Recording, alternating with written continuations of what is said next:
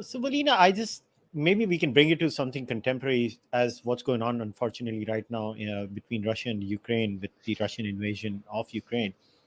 So, if I was to look at it again from the global systems perspective that you have propounded in your handbook, so where do you see Pax Americana right now? So, I'll give you an example. So, you just shared an example of Russia and Turkey. Now, without getting into the merits or demerits of what Russia is doing or what Ukraine is doing or how the West or the European Union is responding, because that's not my area of expertise. But I can tell you what I look at it, sitting here as an average consumer of information in India. Uh, there is a certain set of information that stems from news outlets coming from the West. Now, the thing is, in India, we get access to everything, right? So we get access to the Russian side, we get access to the American side, we get access to the European side, and we get access to whatever we can make of from the Ukrainian point of view. But there is a certain set of actions that has been taken by the United States of America and the European Union together, where I don't know which word should I use, and I use it with a lot of caution. But there is a weaponization of big tech also that has happened from the United States of America, where you have certain, let's say, Russian outlets have been banned on YouTube. Russian companies, the Swift system decision, and many other decisions like that. Now, in a global world where the entire edifice, which you rightly spoke about, Fukuyama's thesis of the end of the world and stuff like that. Obviously, Fukuyama, I don't know, we can safely say Fukuyama has been pretty much proven wrong in multiple ways. But if we were to look at what's happening right now and we bring it to, what do you make of Pax Americana right now? Mm-hmm. And that is one of the questions I'm dealing with myself. Like, are we going to end up with Pax Americana 2.0? Or are we going to end up with a bifurcation of the global system, as I argue, or at least I've been arguing for the last 7-8 years following the events, following the launch of kind of a deglobalization cycle, and given also the fact that we are in the middle of a fourth industrial revolution, and you rightly pointed to the big tech problem. And here, once again, I need to stress that the trend is clearly pointing to a systemic rivalry between United States and China in the tech domain, and anything else comes next, but by far not with the same extent and scope as as the technological competition between Washington and Beijing. So once again, fourth industrial revolution, a significant domain of systemic competition between two systems of power. And of course, obviously, the winner of the fourth industrial revolution is likely to be the winner of the systemic competition in general. And why do I say that? Is because if you look back to the history of the previous globalization cycles, and also the history of the previous systemic competitions, like during the Cold War between the United States and the Soviet Union, when the third industrial revolution was taking place in the 70s, there was indeed this clear competition between Washington and Moscow and their systems and their geopolitical blocks, and also defense alliances over the technological breakthroughs. There was the introduction of nuclear energy, and then there was also, of course, the competition over space supremacy. And obviously, United States decided, came out as a winner of this technological competition, which is why now, once again, there is an open question mark. Is it going to be United States once again, together with partners, as the next winner of the fourth industrial revolution? Or is it going to be Beijing with, with partners and with its own geopolitical bloc? This is going to be very much decisive for the direction of the international relations. And also, of course, big tech is being weaponized right now. And of course, you clearly are observing bipolarization in the technological domain, and this is going to remain the case.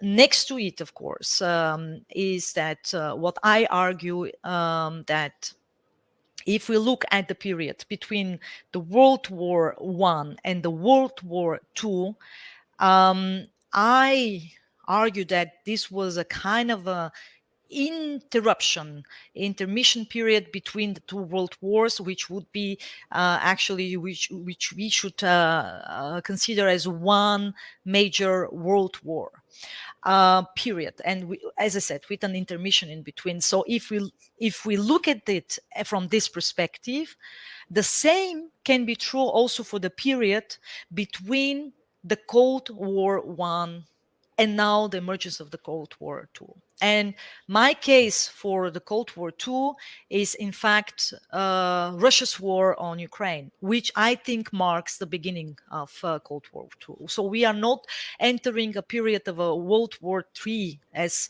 a lot of people were pointing to over the last 2-3 weeks. I argue that this period between the first and the second Cold War was an intermission, was an interruption, so to say. And right now we are entering in the second Cold War II. And in the Cold War II, there will be once again 4 main domains which will be relevant for the systemic competition. It's going to be about, once again, political economy. Political economy is what I've described at the beginning. So all of these relevant trends are to be followed when it comes to the decoupling.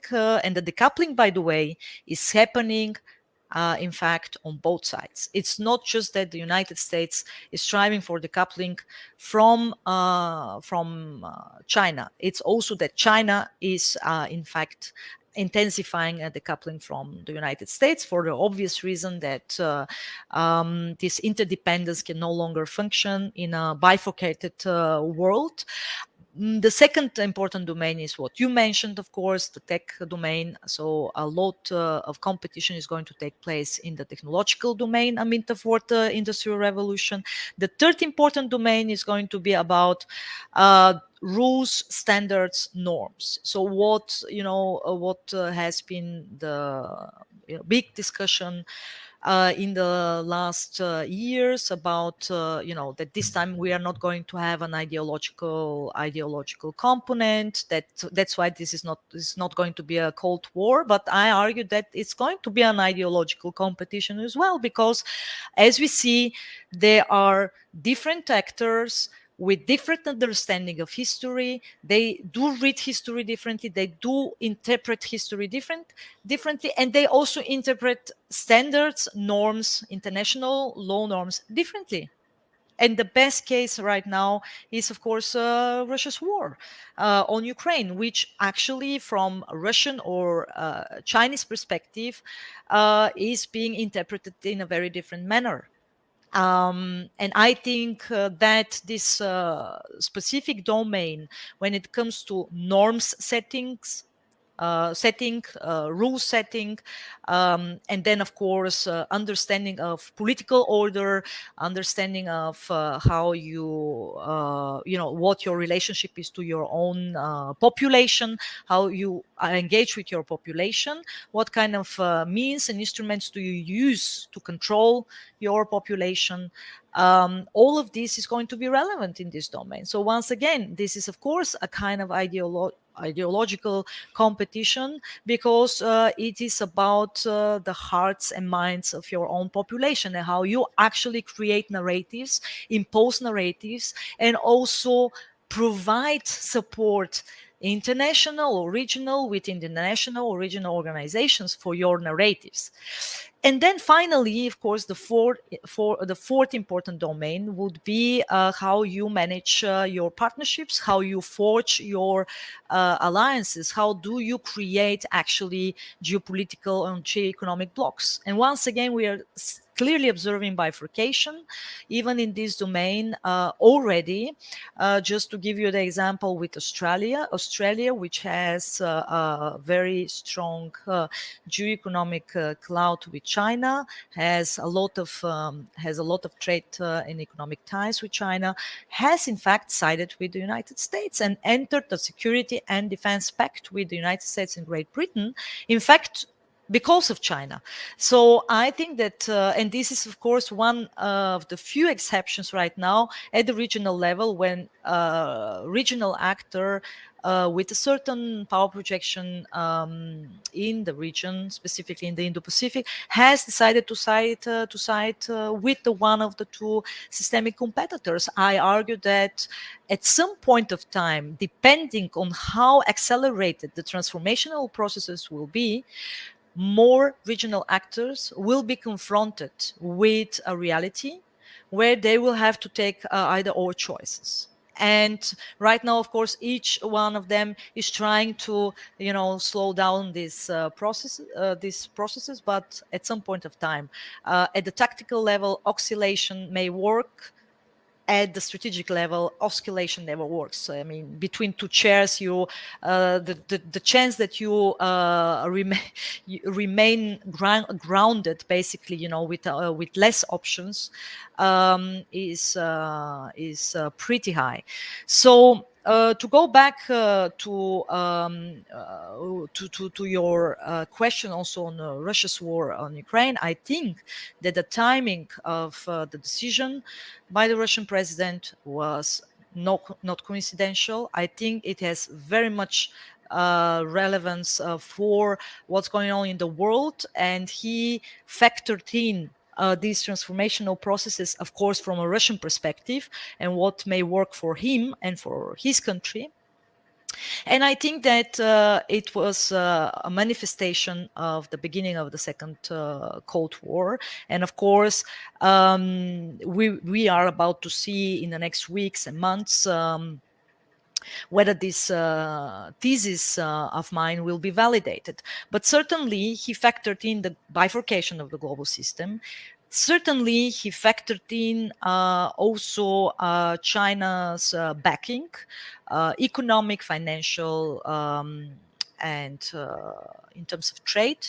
No matter what China has been saying or not saying, no matter how many calls Biden will make with the Chinese president, I argue that still the case for significant support for Russia coming from China is in place, of not because of any altruistic reasons, but because of two main factors from a Chinese perspective. The first one being that China fears the United States global power projection most, and by backing Russia, China keeps the United States busy in Europe.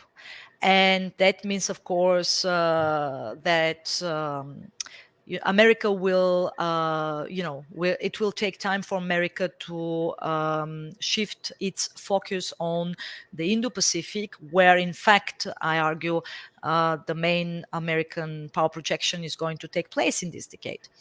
And second, of course, is that for China to become a successful global competitor, there is this terrestrial dimension, which is equally important from a geopolitical and geoeconomic perspective, and that is the terrestrial dimension of the Belt and Road Initiative, which is mostly a terrestrial connectivity in Eurasia and in South Asia. And for doing that, China needs Russia. China cannot be successful heartland power without the backing of Russia. So Putin has factored in this as well.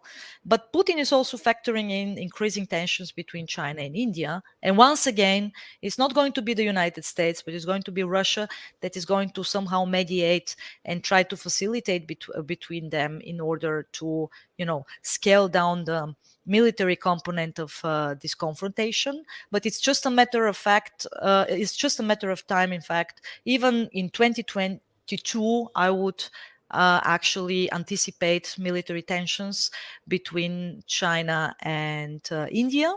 And of course, what he has been also factoring in is the American retreat from specific regions, one being the Middle East, and second in the long term being Europe, because as I said, America does not want to deal with Europe anymore. America actually wants to deal with the Indo-Pacific and with East Asia. And I think that given this background, of course, given also tactical developments, which I can also address later, this led to the decision to launch a full-scale war on Ukraine.